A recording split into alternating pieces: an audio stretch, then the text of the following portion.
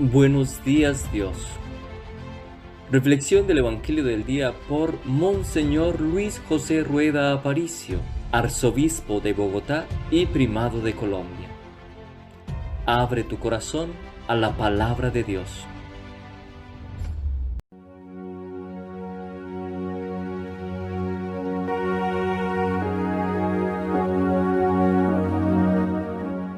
En el nombre del Padre, y del Hijo, y del Espíritu Santo. Amén. Ya no temo, Señor, la tristeza, ya no temo, Señor, la soledad, porque eres, Señor, mi alegría, tengo siempre tu amistad. Ya no temo, Señor, a la noche, ya no temo, Señor, la oscuridad, porque brilla tu luz en las sombras, ya no hay noche, tú eres luz. Ya no temo, Señor, los fracasos, ya no temo, Señor, la ingratitud, porque el triunfo, Señor, en la vida, tú lo tienes, tú lo das. Ya no temo, Señor, los abismos, ya no temo, Señor, la inmensidad, porque eres, Señor, el camino y la vida, la verdad. Amén. Lectura de la primera carta del apóstol San Pablo a los Corintios, capítulo 7. Hermanos, respecto al celibato no tengo órdenes del Señor, sino que doy mi parecer como hombre de fiar que soy por la misericordia del Señor. Estimo que es un bien por la necesidad actual. Quiero decir que es un bien vivir así. Estás unido a una mujer, no busques la separación. Estás libre, no busques mujer, aunque si te casas no haces mal. Y si una soltera se casa, tampoco hace mal. Pero estos tales sufrirán la tribulación de la carne. Yo respeto sus razones. Digo esto, hermanos, que el momento es apremiante. Queda como solución que los que tienen mujer vivan como si no la tuvieran, los que lloran como si no lloraran, los que están alegres como si no lo estuvieran, los que compran como si no poseyeran, los que negocian en el mundo como si no disfrutaran de él, porque la representación de este mundo se termina. Palabra de Dios. Te alabamos, Señor.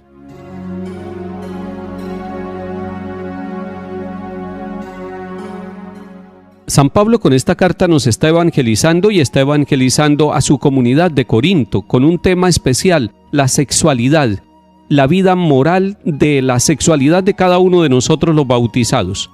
Y está hablando del celibato y dice: no tengo órdenes del Señor, y realmente el Señor no ha dado órdenes sobre el tema del celibato.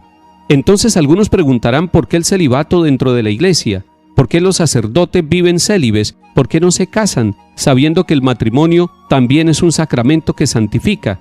Lo que pasa es que la iglesia también es madre y durante todo el tiempo, a la luz del mensaje del Evangelio del Señor, ha encontrado la necesidad del celibato. Pero un celibato vivido en la libertad y en la responsabilidad para ponernos al servicio de la comunidad. Y San Pablo dice que estima que es un bien el celibato, pero también es un bien el matrimonio. Y por lo tanto dice: pero los que se casan tienen la tribulación de la carne, es decir, tienen que responder íntimamente y en el hogar y con todas las responsabilidades de una familia. Y entonces San Pablo dice que da como solución recordar que el tiempo presente y el mundo se termina y la presentación de este mundo es transitoria. Por lo tanto, no debemos nosotros pensar que lo actual y lo que estamos viviendo es definitivo. Quisiera recordarles que el Papa Francisco, en su carta Amoris Laetitia sobre la alegría del amor en la familia, en el capítulo 7, titulado Fortalecer la educación de los hijos, hace una pregunta: ¿dónde están los hijos? Y quiero decirle a papás y mamás que esa tarea que Dios les ha confiado de la educación de los hijos, pensando hoy en ese capítulo 7 de la primera carta a los Corintios, donde toca el tema de la sexualidad y concretamente del celibato y del matrimonio, nos hace pensar que papá y mamá tienen una tarea muy delicada, que cuiden la educación sexual de los hijos. Y es importante que los enseñen a vivir responsablemente la sexualidad. No podemos dejar que se engañe a los jóvenes. Los jóvenes también están llamados a la santidad y deben recibir una educación que los lleve al respeto de su propio cuerpo y del cuerpo de las demás personas, y por lo tanto a vivir la sexualidad como hombre o como mujer, pero con la capacidad de espera, dice el Papa Francisco, esperando y teniendo razones para vivir la sexualidad de manera hermosa y santa, pero dentro de la vida matrimonial. Los padres de familia tienen una tarea. Es necesario que se sienten a hablar de este tema, la carta a los Corintios que hemos leído hoy, el capítulo 7, y dialóguenla con sus hijos.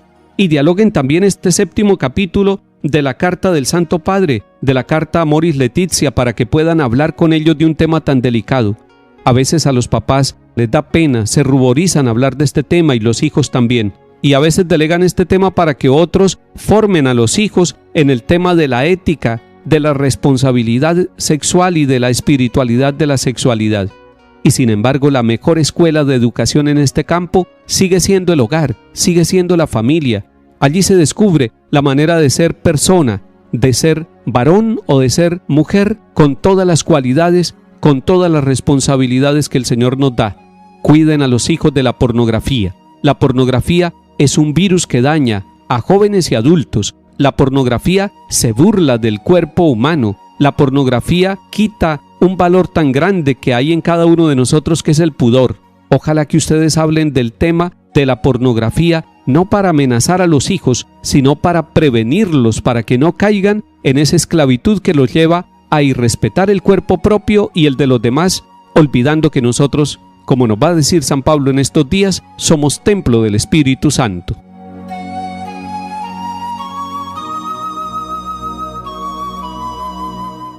Salmo 44.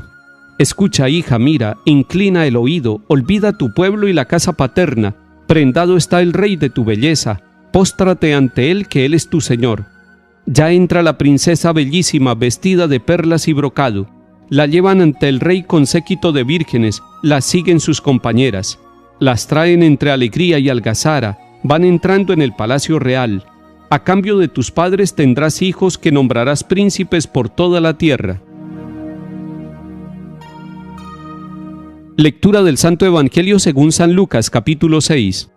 En aquel tiempo, Jesús, levantando los ojos hacia sus discípulos, les dijo: Dichosos los pobres, porque suyo es el reino de Dios.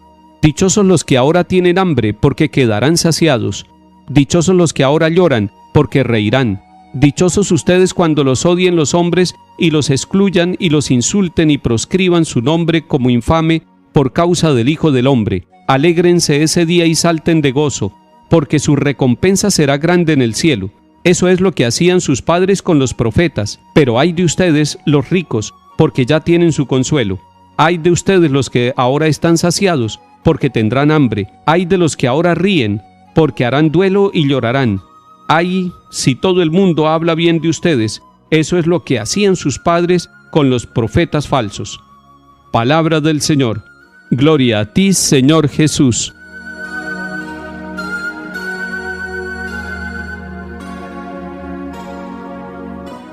Miremos en este capítulo 6 de San Lucas al Señor Jesús. Centremos nuestra mirada, nuestro corazón, nuestra mente, nuestra inteligencia para que Él nos hable, así como le está hablando a sus discípulos. Está allí en un llano, ha llamado a los 12 después de una noche de oración, los ha escogido para que estén con Él y para enviarlos a predicar. Pero está con ellos en este momento y con una multitud que ha venido para oírlo y para buscar el consuelo y la sanación en medio de sus enfermedades. Y allí el Señor Jesús está educando, está enseñando y orientando a sus discípulos y a la multitud que lo sigue. Esto nos hace bien a nosotros. Preparémonos para reflexionar esta enseñanza del Señor Jesús y llevarla a nuestra vida. Jesús nos dice que hay una dicha, que hay una felicidad, que hay la felicidad del reino de Dios que es distinta a la felicidad que nos ofrece el mundo. La felicidad del reino de Dios y de los seguidores de Jesús empieza por vivir la pobreza, por asumir las condiciones de hambre, incluso de llanto, de tristeza, de odio y de persecución. Los que viven esas situaciones en el fondo van a encontrar una dicha y una felicidad que es el consuelo, que es la presencia del Señor que nos sacia, que va llenando de alegría nuestro corazón, y por eso dice: alégrense ese día y salten de gozo, porque ustedes reciben una recompensa grande. No hay que buscar el sufrimiento por el sufrimiento. Lo que nos está diciendo el Señor Jesús es que en medio de esas situaciones de exigencia y de dificultad, Él está con nosotros y eso es lo que nos llena de alegría y eso es lo que nos llena de felicidad. Jesús además habla de 4 ayes o de 4 lamentos. Hay de los ricos, hay de los que están saciados, hay de los que ahora ríen, hay de aquellos de quienes todo el mundo habla bien. Lo que está diciendo el Señor Jesús es que hay riquezas que son pasajeras, que hay alegrías que son superficiales, que hay momentos donde nos sentimos saciados y sobrados, pero materialmente, que hay momentos en que estamos con la carcajada pero no estamos felices, que hay momentos en los cuales estamos aparentando lo que somos y por eso todo mundo habla bien de nosotros, pero en el fondo tenemos nuestras dificultades. El Señor Jesús nos está hablando de una dicha y de una felicidad sincera que nos la trae Él, solamente Él. Busquemos ser nosotros de los dichosos discípulos del Señor Jesús y cuando estemos en medio de las dificultades, sepamos que hay una alegría muy grande, la presencia del Dios misericordioso con nosotros. Que el Señor nos bendiga en el nombre del Padre y del Hijo y del Espíritu Santo. Amén.